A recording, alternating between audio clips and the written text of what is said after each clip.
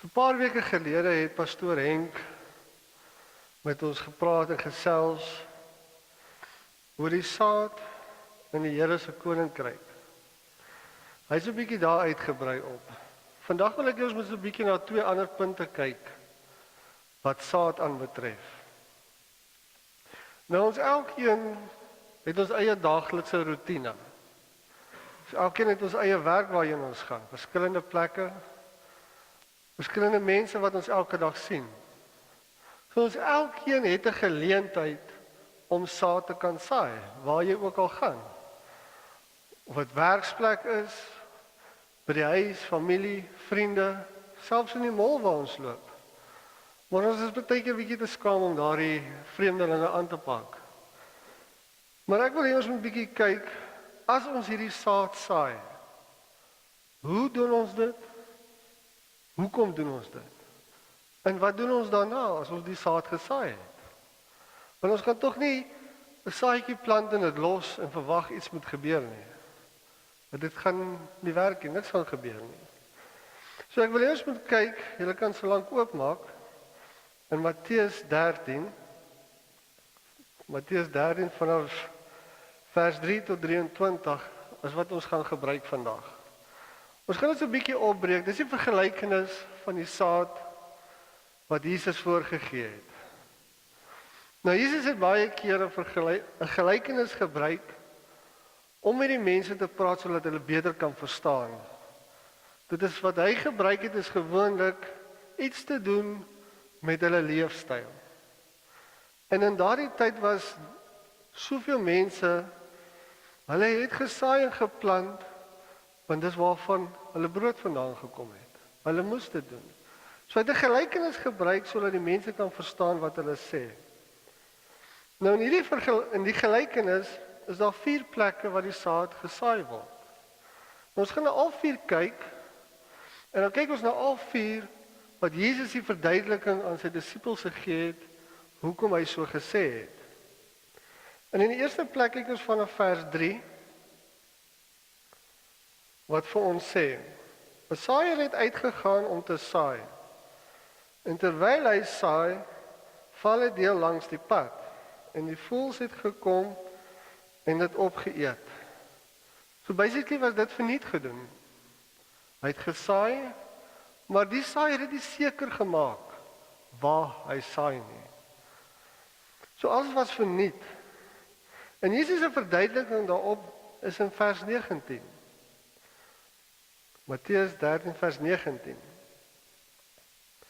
As iemand die woord van die koninkryk hoor en nie verstaan nie, kom die bose en roof wat in sy hart gesaai is. Dit is hy by wie langs die pad gesaai is.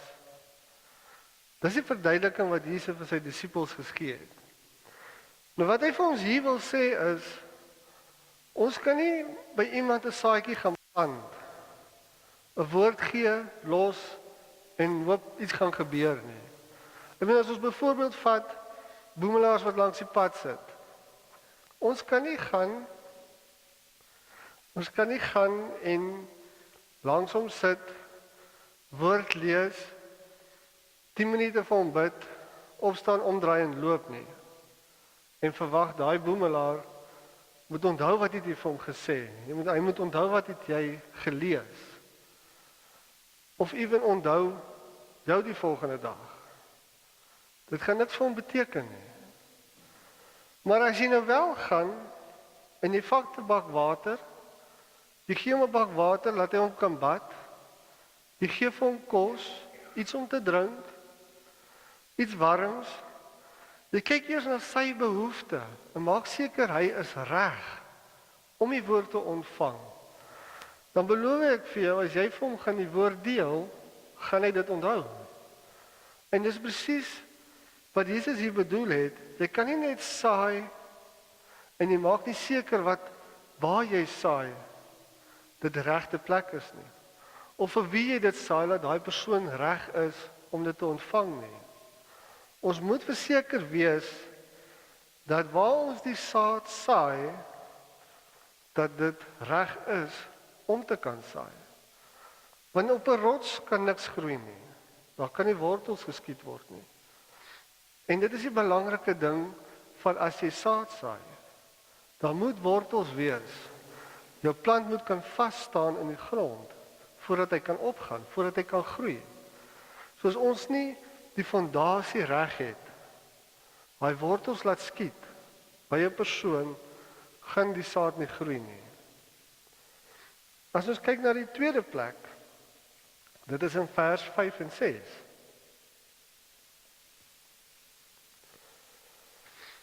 En 'n ander deel het op rotsagtige plekke geval, waar daar nie baie grond was nie.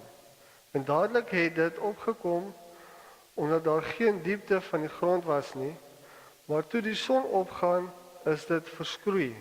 En omdat dit geen wortel gehad het nie, het dit verdroog. 'n Wortel kan niks doen as daar nie grond is nie. Grond hou vochtigheid in. En bo op 'n rots verdamp water onmiddellik. So die wortels het nie vochtigheid om te kan aangaan nie. En hier is 'n verduideliking op daardie een, vind ons in verse 20 tot 21. En by wie op rotsagtige plekke gesaai is, dit is hy wat die woord hoor en dit dadelik met blydskap aanneem. Maar hy het geen wortel in homself nie. Hy is net vir 'n tyd. En as daar verdrukking en vervolging kom ter wille van die woord, struikel hy dadelik. En hier kan ons dit vergelyk met byvoorbeeld iemand wat vir die eerste keer in 'n kerk instap. Hy weet van God, hy weet van 'n kerk, maar hy ken nou iets nie. So nou kom hy hier in, sit in praise and worship, en dit was nou vir hom baie awesome. En hy is heel excited oor die woord wat kom. Gedurende die woord wat gepreek word, vind hy 'n klein boodskapie daarin wat iets vir hom beteken. En hy stap hier uit, heel excited vir die hele week wat kom. Hy sien kans vir alles. Dan kom maandag weer, slaan hom plat en hy stap back to square one. Hoekom? Hy het net daai bietjie blydskap gekry, maar niks was gegrond gewees nie. Hy het nie geweet wat om met die woord te doen wat hy ontvang het nie. En dit is waar ons inkom. Ons as disippels van God. Hy het die saadjie gekry, die saadjie was geplant. Maar daai saadjie het nie elke dag nou water gekry nie. Daai saadjie is na gekyk nie. Nou wat dit beteken is, ons as disippels, ons moet sorg dat daardie persoon gewater word. Ons moet opvolg met die mense wat hier was en uitstap. En opvolg die volgende dag, verstaan jy wat die woord wat vir jou gesê is? Ons moet hom leer hoe om die woord te gebruik. En dit is hoe ons daardie saadjie wat hy ontvang het, water gee. Nou as ons gaan opvolg en gaan kyk na daardie persoon en omgee vir daardie persoon, dan gaan hy begin groei. Ek weet, as ons by 'n kwekery gaan en ons koop 'n plantjie, ons kry dit altyd in so 'n klein sag plastiek houertjie, want die plantjie net so groot. Ons vat hom en ons plant hom waar ons hom wil hê, gee hom daai dag bietjie water en dan sê ons, alright, jy's nou reg, jy moet nou sterk wees. Nou gaan jy groei. Volgende week as jy terugkom, is daai plantjie dood. Want jy het nie na hom gekyk nie. En dis presies wat die woord vir ons hier sê. Ons moet kyk na ons plantjies wat ons, die saadjies wat ons geplant het. Daardie plantjie wat nou begin groei, moet ons water gee. Ons moet sorg dat hy sterk staan. En verder, as ons nie sorg dat daai plantjie wat nou geplant is, ons dit op die regte plek plant nie, gaan dit ons ook iets beteken nie. So daardie persoon, wie die saadjie by geplant is, as sy grond nie goed genoeg is nie, gaan daai saadjie ook nie groei nie. Al gee jy hom hoeveel water. Want ons moet onthou, As ons grond nie skoon is nie, gaan die bossies, die dorings, al die vuil goed gaan oorvat. Dan gaan jou saadjie nie opkom nie. En dit is waar ons kyk na die derde plek, waar die saaier gesaai het. Dan vind ons in vers 7. En 'n ander deel het in die dorings geval. En die dorings het opgekom en dit verstik. Jesus se verduideliking in vers 22.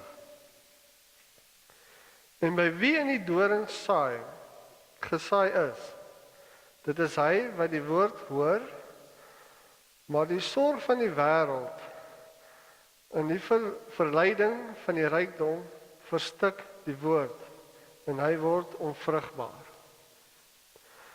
So as jy 'n saadjie plant in 'n pot of 'n stuk grond met dorings en jy maak nie dit skoon nie, gaan daai saadjie nie op kan kom nie. Al die dorings gaan dit dooddruk. Al die wêreldse dinge gaan jou tref. En hierdie dorings wat ons van praat is dorings van die vlees. 90% van die tyd is dorings van vlees. Daardie sigarette wat jy nie kan los nie, daardie drankbottel wat jy nie kan los nie, die verkeerde plekke by wie jy is.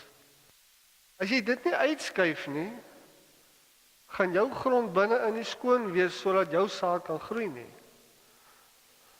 So as ons nie gaan seker maak by wie ons die saadjie geplant het, ons help nie daardie persoon om ontslae te raak van daardie vuil dinge nie, al die dorings en al die verkeerde dinge nie, gaan dit niks help vir daardie persoon nie. So ons moet seker maak weer eens ons plig. Ons wat sterk staan, moet daardie mense kan help. Ons moet seker maak dat daardie grond wat hy het bevrugbaar word. Ons moet seker maak die grond wat hy het skoon gemaak word. Dat hy eerder die goed bo kwaad sal kies en God bo die wêreld sal kies. Want dis tog wat ons gedoen het. Iemand het na ons toe gekom en ons gehelp en ons laat groei en dit is hoekom ons staan waar ons staan. Hoekom ons sterk in geloof kan staan. En dit is dit ons werk om na die volgende persoon toe te gaan. Om seker te maak dat ons die volgende persoon kan help. Maar dit kan ons ook nie doen as ons net gaan sit en relax nie. Dit is ons werk om daarna te kyk en mense te help. Nou kom ons by die vierde plek. Die vierde plek is waar ons wil wees en wat ons wil doen. Dit vind ons in vers 8. En 'n ander deel het in die goeie grond geval en vrug opgelewer. Die een 100, die ander 60 en die ander 13voudig. 30voudig, verskoon tog. Jesus se verduideliking vind ons in vers 23. En by wie op die goeie grond gesaai is, dit is hy wat die woord gehoor en verstaan, wat dan ook vrug dra en oplewer. Die een 100, die ander 60, die ander 30voudig. Soos ons nou gegaan het by hierdie mense buite om, en ons het seker gemaak, hulle grond is reg, en daai saadjie kry water elke dag wanneer hy nodig het, die bossies word uitgetrek, dan gaan daai blom groei. Soos ons daardie persoon vat, en ons sien, hy doen verkeerd, moet ons vir hom sê, hy, wat jy doen is verkeerd. Kom ons raak ontslaaf van daai doring. Of kom ons raak ontslaaf van daai bossie wat in jou lewe is, want dit gaan jou onderkry, dit gaan jou ondergang beteken, as jy dit nie los nie. Maar dit gaan ook nie help, jy trek nou daai bossie uit, en verwag het gaan nie weer opkom nie. Ons weet hoe werk onkruid. Vuil goed kom elke liewe keer uit, jy kan 100 keer jou tuin skoon maak. Dit gaan bly uitkom. So die versoeking gaan elke keer daar wees vir die persoon. Maak nie saak wat dit is nie. En dit werk presies dieselfde met ons ook. En ons moet seker maak dat die mense weet. Ons weet, om 'n Christen te wees, is nie net maanskyn en rose nie. Die versoekings gaan kom. Die duiwels gaan ons tenteer. Maar ons het geleer om dit te kan weerstaan, want die woord leer ons dit. So dis ons plig om daardie mense te kan help en leer hoe om dit te kan weerstaan. Sodat as daai bossie weer wil begin uitkom, dat hy kan ontslaa raak daarvan. As ons seker maak hy kan dit doen, is ook nie te sê ons kan daardie persoon nou los op sy eie genade nie. Dis tog hoekom ons by mekaar kom as kinders van die Here en mekaar bystaan. Ons kan nie op ons eie genade net aangaan en hoop alles gaan hankie-dorie wees nie. Dis hoekom ons daar is vir mekaar. Dis hoekom ons moet seker maak ons medemens kan ons help en ons kan hulle bystaan. Nou as ons werk as disippels, as ons nie gaan en uitreik na die wat dit nodig is nie, gaan ons sukkel op die ou einde om die beborste dorings verwyder. Ek meen, ons kan duidelik sien na 'n alkoholist of 'n drug addict, om hulle te kan stabiliseer, hulle te kan regkry, gaan nie oornag gebeur nie. En partykeer is dit vir ons as mens onmoontlik om alleen 'n ding reg te kry. Dan het ons hulp nodig. Ja, die Here lei ons, die Heilige Gees lei ons, maar so het die Here mense talent gegee by 'n rehab, ekskuus, nou kan ek nie Afrikaans om hulle te kan help. Maar dit is ons plig om te sê, kom ek vat jou daarna toe. Kom ek help jou deur hierdie hele situasie. Want dit beteken vir daardie persoon meer om te sê, jy staan langs hom en jy stap die paadjie saam met hom. As wat jy vir hom sê, alright, daar gaan jy, jy's op jou eie genade. 'n Mens kan nie op jou eie survive nie. Dis hoekom ons geliefde mense langs ons het. Dis hoekom ons familie langs ons het. Die Here lei ons, maar ons het daai bietjie closure nodig van mense om ons.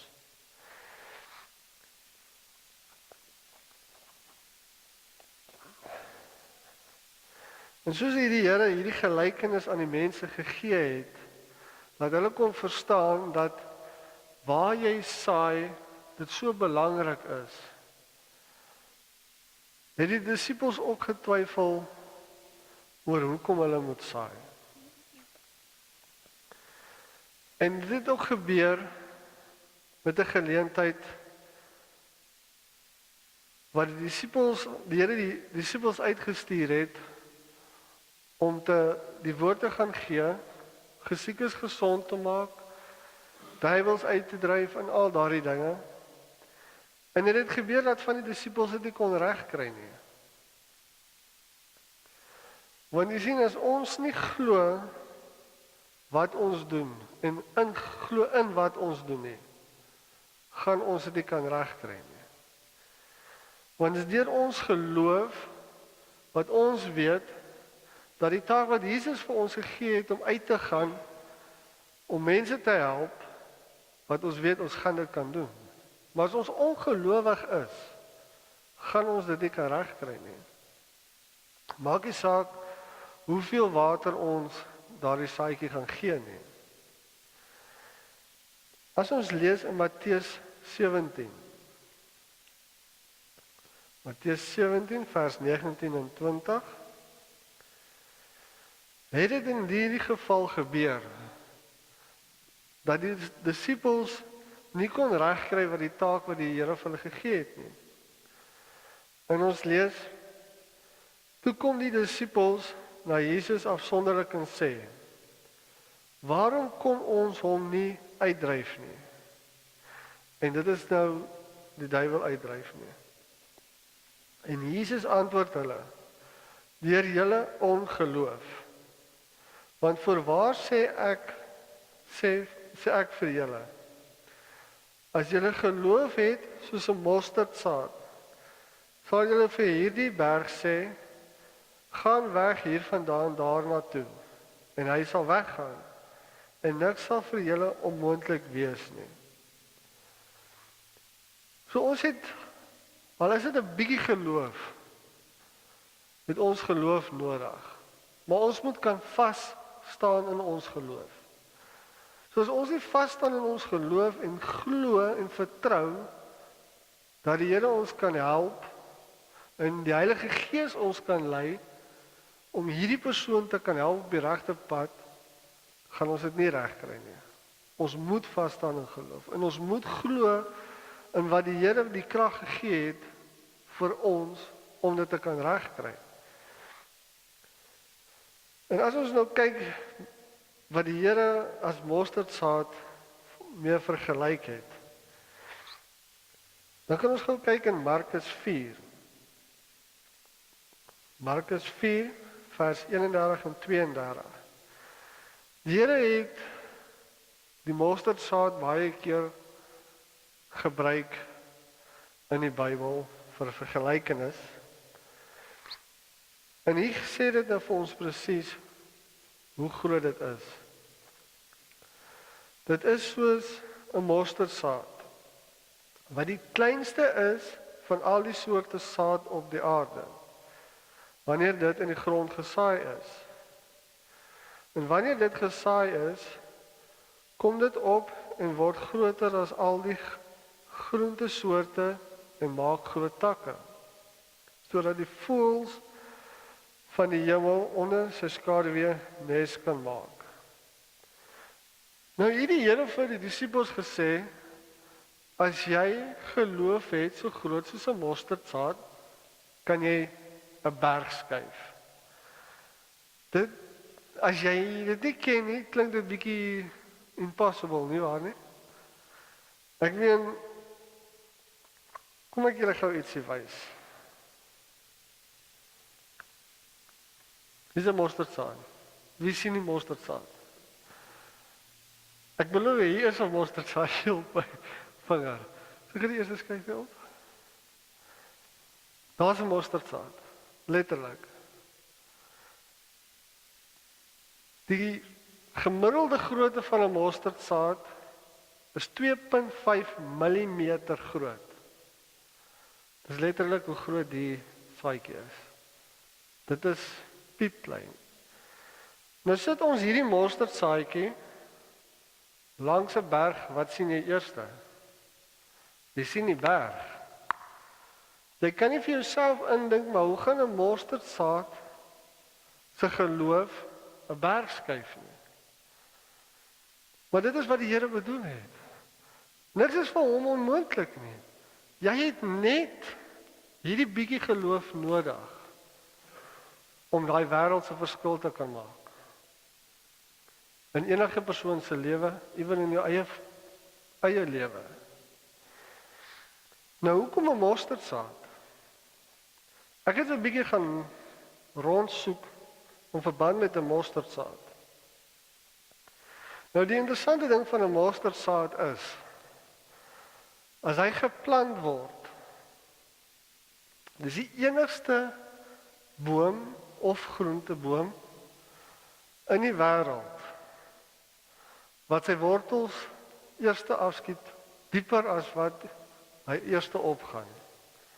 As hy volgroei is, word 'n mosterdsaadboom 6 voet tot 10 voet groot.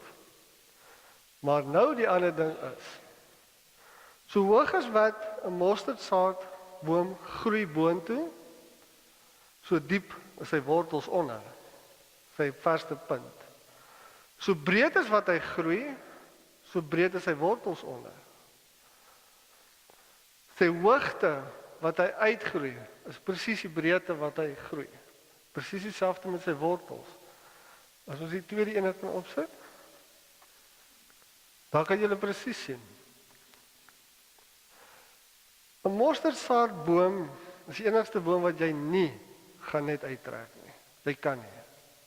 Al word hy net 3 voet hoog al, jy gaan hom nie net uittrek, ek beloof jou dit. Want hy is gegrond wyd.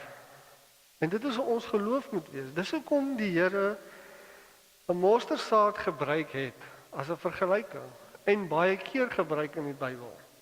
Want hierdie mosterdsaad kan so vas groei dat hy so sterk kan staan. Wat beteken dat ons so sterk kan staan in geloof?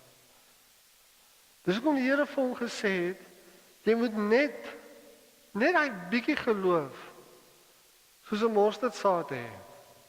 En as jy daai boontjie gaan water gee, gaan jy sterk staan. Jy gaan vas staan. Jy gaan kan doen wat jy moet doen. En as daardie boom volgroei is, niks maak 'n mosterdboom sommer dood nie. Jy moet dit vat baie. Hy kan nie doodgaan net van ryp nie. Wind stoot hom nie om nie. Vloede moet erg wees voordat iets kan gebeur met 'n mosterdboompie. Dis een van die sterkste bome wat vasgroei in die grond. So dit was nogal baie interessant. Die feit dat die Here gesê het ons moet soos 'n mosterdsaadjie geloof hê. En dit het vir my baie meer betekenis gegee.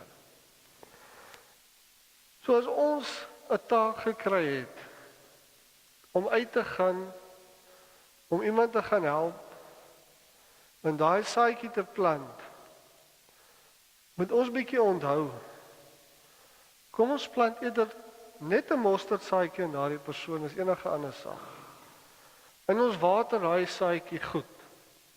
Ons help daai persoon goed op die regte omstandighede, op die regte maniere. Dat ons kan weet, dat as daai boompie begin groei, daai wortels begin uitkom, dat hy kan sterk genoeg kan staan op sy eie, of sy eie. So ons moet onthou, die volgende keer as ons 'n mosterdsaadjie sien iewers, wat 'n verskil kan hierdie mosterdsaadjie vir ons beteken? Wat 'n verskil kan ons maak met die geloof net van 'n mosterdsaadjie? Ek sluit af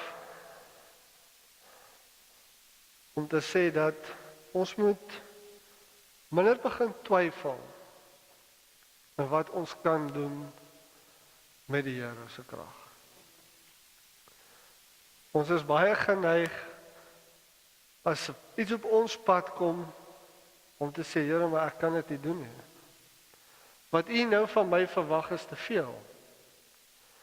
Maar die Here gaan jou nie 'n taak gee as jy jou nie kan help nie.